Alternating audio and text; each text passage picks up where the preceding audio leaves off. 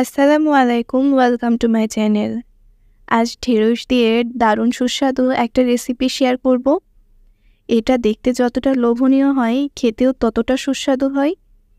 এটি আপনারা লুচি, পরোটার সাথে সার্ভ করতে পারবেন, আর খেতে অসম্ভব টেস্টি হয়। তাহলে চলুন আর দেরি না করে রান্নাতে চলে যাই। এখানে আমি 300 গ্রামের মতো ঢেঁড়স নিয়ে খুব ভালোভাবে ধুয়ে পানিটা শুকিয়ে নিয়েছি। এবার এই ঢেঁড়সগুলো ছুরি দিয়ে কেটে নেব। পেছনের দিকে আর মাথার দিকের অংশটা আমি ফেলে দেব। এখন 2 ভাগ করে একটু বড় বড় করে ঢেঁড়সগুলো কেটে নিচ্ছি। যদি বড় সাইজের ঢেঁড়স হয় তাহলে 2 ভাগ করে কেটে নিতে হবে, আর যদি ছোট ঢেঁড়স হয় তাহলে মাথা আর পিছনের অংশটা বাদ দিয়ে গোটা ঢেঁড়সটা নিয়ে নিতে হবে। সমস্ত ঢেঁড়সগুলো একটু বড় করে কেটে নিয়েছি, আর আমি এর সাথে সেদ্ধ করা আলু নিয়ে নেব। সেদ্ধ করা আলু নিয়েছি 2টা। আলুটা সেদ্ধ করে খোসা ছাড়িয়ে নিয়েছি। এবার চুলায় একটা কড়াই বসিয়ে নিয়েছি।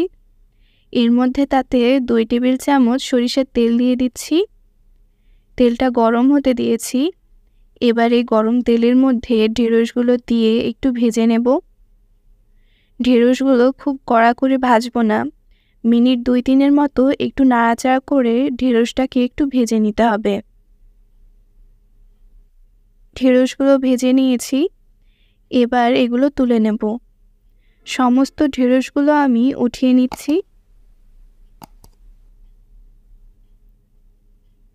এবার কড়াইতে কোনো তেল দেব না, যেটুকু তেল আছে তার মধ্যেই আমি হাফ চা চামচ গোটা জিরা দিয়ে দিলাম, আর একটা শুকনা মরিচ 2 ভাগ করে দিয়ে দেব।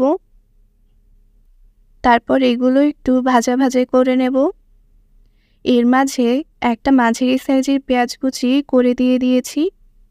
এবার পেঁয়াজগুলো দিয়ে মিডিয়াম ফ্লেমে পেঁয়াজটাকে একটু হালকা করে ভেজে নিতে হবে। পেঁয়াজটা হালকা করে ভেজে নিয়েছি। এবার এর মধ্যে আদা, রসুন ও মরিচের পেস্টটা দিয়ে দিচ্ছি।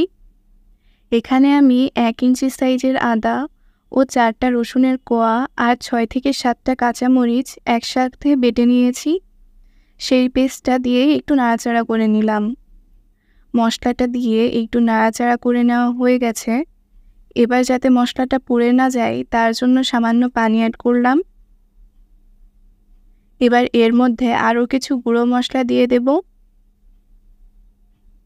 প্রথমে দিচ্ছি 1 চা চামচের কম লবণ, হাফ চা চামচ হলুদের গুঁড়া, হাফ চা চামচ ধনিয়ার গুঁড়া, হাফ চা চামচ জিরার গুঁড়া, আর হাফ চা চামচের পরিমাণ কাশ্মীরি মরিচের গুঁড়া। এটা অপশনাল, আপনারা চাইলে বাদও দিতে পারবেন। আর শুকনা মরিচ দেইনি, কারণ কাঁচা মরিচ বাটা দিয়েছি। মশলাগুলো আমার কষানো হয়ে গেছে। এবার যে আলুগুলো সেদ্ধ করে রেখেছিলাম সেগুলো একটু হাত দিয়ে ম্যাশ করে রেখেছি, সেগুলো দিয়ে দেব। আলুগুলো এবার মশলার সাথে খুব ভালোভাবে মিশিয়ে নেব। আর সামান্য পানি দিয়েছি, সেটা স্কিপ হয়ে গেছে। এবার ভেজে রাখা ঢেঁড়সগুলো দিয়ে দেব।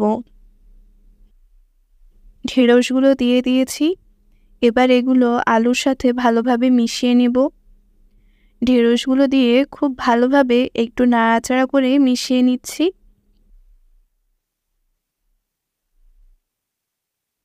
ঢেঁড়সগুলো খুব ভালোভাবে মিশিয়ে নিয়েছি। এবার এখানে 1 চা চামচ পরিমাণ টমেটো সস দিচ্ছি। টমেটো সস দিয়ে আবারও একটু কষিয়ে নিচ্ছি। এখন এর মধ্যে 1.5 কাপের মতো পানি দিয়ে দেব। খুব বেশি পানি দেওয়ার প্রয়োজন পড়বে না, আর আমি এখানে গরম পানি দিয়েছি। এতে ঢেঁড়সের কালারটা ভালো থাকবে, আর আলু ও ঢেঁড়স দুটোই প্রায় সেদ্ধ হয়ে আছে, তাই বেশি পানিরও প্রয়োজন পড়বে না। এবার ঝোলটাকে একটু ফুটতে দেব। ঝোলটা ফুটতে শুরু করেছে। এখন হাফ চা চামচ গরম মশলার গুঁড়ো অ্যাড করেছি। গরম মশলা দিয়ে একটু মিশিয়ে নিচ্ছি। এখন চুলার আঁচ মিডিয়াম ফ্লেমে দিয়ে 3-4 মিনিটের মতো রান্না করে নেব। তাই 3-4 মিনিটের জন্যই ঢাকনা দিয়ে ঢেকে দিলাম। ফিরে এলাম 3 থেকে 4 মিনিট পর। দেখুন রান্নাটা আমার হয়ে এসেছে। এখন ঝোলটা ঘন হয়ে এসেছে আর এরকমই খেতে বেশি ভালো লাগবে, তাই চুলাটা বন্ধ করে দিলাম। এখন একটা বাটিতে সার্ভ করে দেখাচ্ছি। তো দেখলেন কতটা সহজে হয়ে গেল ঢেঁড়স দিয়ে দুর্দান্ত স্বাদের একটা রেসিপি। খেতে ভীষণই সুস্বাদু। আর আপনারা এভাবে রান্না করে লুচি, রুটি বা পরোটার সাথে পরিবেশন করতে পারবেন। আশা করছি আজকের ভিডিওটি আপনাদের ভালো লেগেছে। ভিডিওটি ভালো লাগলে লাইক, কমেন্ট ও শেয়ার করতে ভুলবেন না। আমার চ্যানেলে নতুন হলে সাবস্ক্রাইব করবেন। সবাই ভালো থাকবেন। আল্লাহ হাফেজ।